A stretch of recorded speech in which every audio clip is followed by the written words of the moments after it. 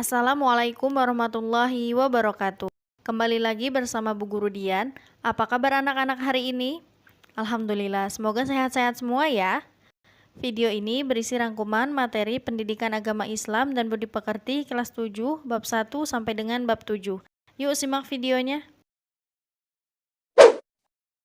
Iman kepada Allah Subhanahu wa Ta'ala adalah percaya dengan sepenuh hati bahwa Dia itu ada, diucapkan dengan lisan dan diamalkan dalam perbuatan sehari-hari. Al-Asma'u al-Husna adalah nama-nama Allah Subhanahu wa Ta'ala yang baik. Di antara Al-Asma'u al-Husna tersebut adalah Al-Alim, Maha Mengetahui, Al-Khabir, Maha Teliti, As-Sami, Maha Mendengar, dan Al-Basir, Maha Melihat. Cara meneladani Asmaul Husna dalam kehidupan sehari-hari adalah mencintai ilmu pengetahuan, selalu gigih dalam mencari ilmu, dalam melakukan pekerjaan ingin selalu yang sempurna, teliti dalam berbuat, mau mendengarkan apa yang dikatakan orang lain sebagai masukan, dan selalu melihat dan mengamati dampak yang akan terjadi dan mampu mengatasinya. Hikmah beriman kepada Allah Subhanahu wa Ta'ala adalah akan selalu ditolong oleh Allah Subhanahu wa Ta'ala. Hati menjadi tenang dan tidak gelisah, dan mendatangkan keuntungan dunia akhirat. Jujur adalah kesesuaian sikap antara perkataan dan perbuatan yang sebenarnya. Hikmah atau manfaat perilaku jujur adalah akan dipercaya orang lain dan mendapat banyak teman. Hidupnya tentram karena tidak memiliki kesalahan dengan orang lain. Amanah artinya terpercaya atau dapat dipercaya. Amanah ada 3 macam, yaitu amanah terhadap Allah Subhanahu wa Ta'ala, amanah terhadap sesama manusia, dan amanah terhadap diri sendiri. Amanah dapat diwujudkan melalui perbuatan seperti menjaga titipan rahasia, tidak menyalahgunakan jabatan, menunaikan kewajiban dengan baik, dan memelihara semua nikmat yang telah diberikan oleh Allah Subhanahu wa Ta'ala. Istiqomah berarti tegak, lurus, tekun, dan ulet. Istiqomah dapat diwujudkan melalui perbuatan, selalu menjalankan perintah dan menjauhi larangannya, melaksanakan sholat tepat waktu, belajar secara terus-menerus, selalu menaati peraturan yang ada di sekolah, dan selalu menjalankan kewajiban. Toharo artinya bersuci, baik dari najis maupun dari hadas. Darah yang keluar dari rahim perempuan yang menyebabkan hadas besar adalah haid, wiladah atau melahirkan, dan nifas. Tayamum adalah mengusap kedua tangan dengan debu yang suci. Tayamum adalah pengganti wudhu dan mandi wajib dengan syarat-syarat tertentu. Rukun, niat, mengusap muka dengan tanah, mengusap kedua tangan sampai siku-siku dengan tanah, tertib. Mandi wajib atau junub atau janabat adalah mengalirkan air yang suci ke seluruh badan disertai dengan niat untuk menghilangkan hadas besar. Rukun mandi wajib adalah niat dan mengalirkan air ke seluruh badan sampai rata. Istinja adalah bersuci sesudah buang air besar atau buang air kecil. Istinja bisa dilakukan dengan air atau batu. Kita harus senantiasa menjaga kebersihan dan kesucian di mana dan kapanpun, baik suci dari najis maupun suci dari hadas. Sholat berjamaah adalah sholat yang dikerjakan oleh 2 orang atau lebih secara bersama-sama, dan salah seorang menjadi imam sedang yang lainnya menjadi makmum. Hukum sholat berjamaah adalah sunnah mu'akkadah, yaitu sunnah yang sangat dianjurkan. Sebagian ulama menyatakan hukum sholat berjamaah fardu kifayah. Untuk menjadi imam harus memenuhi syarat, antara lain mengetahui syarat dan rukun sholat, serta perkara yang membatalkan sholat, fasih membaca Al-Quran, paling tinggi ilmunya dibandingkan yang lain, berakal sehat, dan baligh. Masbuk yaitu orang yang mengikuti imam tetapi tidak sempat membaca surah Al-Fatihah bersama imam di rakaat pertama. Keutamaan sholat berjamaah adalah menjalin silaturahmi antar sesama, mengajarkan hidup disiplin, mencintai dan menghargai, menjaga persatuan dan kesatuan, menahan dari kemauan sendiri atau egois, dan patuh kepada pemimpinnya. Sikap kecintaan kepada sholat berjamaah dapat diwujudkan melalui perilaku sebagai berikut. A. Ketika masuk waktu sholat, segera menuju masjid dan mengumandangkan atau mendengarkan azan. B. Ketika mendengar azan, segera menuju masjid. C. Mengajak teman-temannya untuk sholat berjamaah. D. Suka menjalin tali silaturahim antara sesama di masjid. E. Senang mendatangi majelis-majelis taklim untuk menuntut ilmu agama.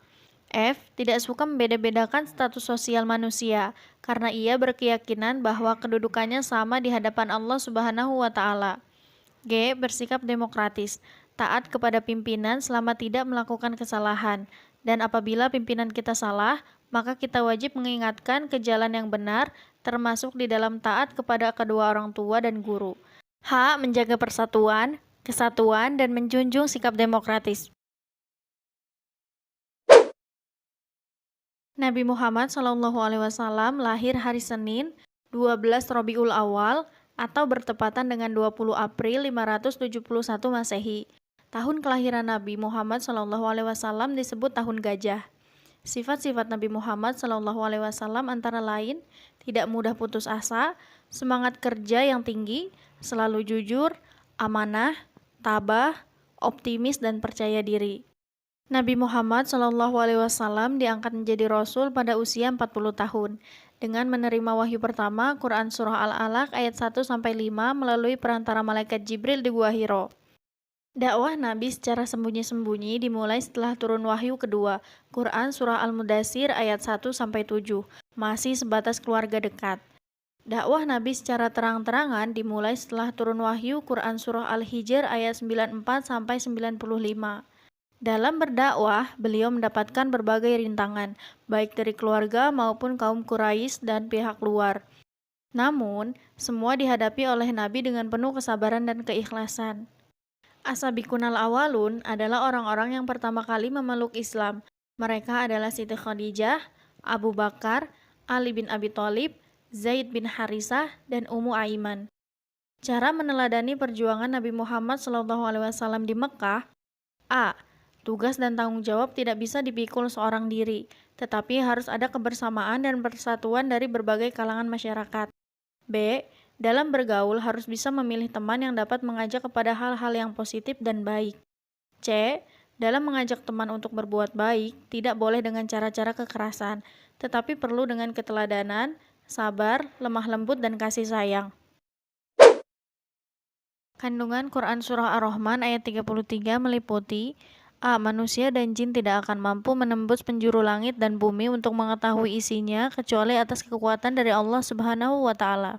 B. Kekuatan dari Allah Subhanahu wa Ta'ala itu berupa akal yang harus dikembangkan dengan cara belajar. C. Belajar itu wajib agar kita dapat menguasai dunia untuk kebaikan umat. Kandungan Quran Surah Al-Mujadalah ayat 11 meliputi A. Perintah untuk menuntut ilmu setinggi mungkin. B. Perintah untuk selalu beriman kepada Allah Subhanahu wa Ta'ala. C. Perintah untuk memuliakan orang-orang yang beriman dan berilmu pengetahuan. Rasulullah SAW menjelaskan bahwa menuntut ilmu itu kewajiban bagi setiap muslim. Etika dalam mencari ilmu antara lain A. Mencintai ilmu yang sedang dipelajari. B. Menghormati orang yang memberikan ilmu atau guru. C. Tidak memotong pembicaraan saat guru sedang menjelaskan. D. Mendengarkan penjelasan guru dengan serius. Syarat menuntut ilmu menurut Imam Syafi'i adalah kecerdasan, sungguh-sungguh, sabar, biaya, petunjuk guru, dan waktu yang lama. Menuntut ilmu itu hukumnya wajib atau fardu ain bagi setiap muslim, baik laki-laki maupun perempuan. Suatu bacaan disebut bacaan alif lam syamsiyah apabila terdapat alif lam diikuti salah satu huruf hijaiyah. Suatu bacaan disebut bacaan alif lam qamariyah apabila terdapat alif lam diikuti salah satu huruf hijaiyah.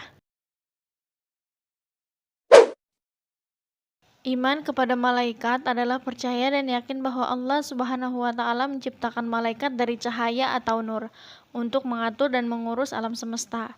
Sifat-sifat malaikat antara lain hamba Allah Subhanahu wa Ta'ala yang mulia, dapat menyamar sesuai kehendak Allah, tidak makan dan tidak minum, tidak memiliki jenis kelamin, tidak pernah letih dan tidak pula berhenti beribadah kepada Allah, tidak mau masuk ke rumah-rumah yang ada anjing dan patung-patung, senang mencari dan mengelilingi majelis zikir, selalu berdoa bagi hamba yang duduk menunggu sholat berjamaah. Nama-nama malaikat yang kita kenali adalah Jibril, Mikail, Israfil, Izrail, Munkar dan Nakir, Raqib, Atid, Malik dan Ridwan. Beriman kepada malaikat dapat diwujudkan dengan cara mengetahui tugas malaikat, kemudian menjadikan tugas malaikat itu sebagai pedoman untuk melakukan perbuatan. Itu tadi rangkuman materi pendidikan agama Islam dan budi pekerti kelas 7, bab 1 sampai dengan bab 7. Semoga bermanfaat. Terima kasih, sampai jumpa anak-anak. Wassalamualaikum warahmatullahi wabarakatuh.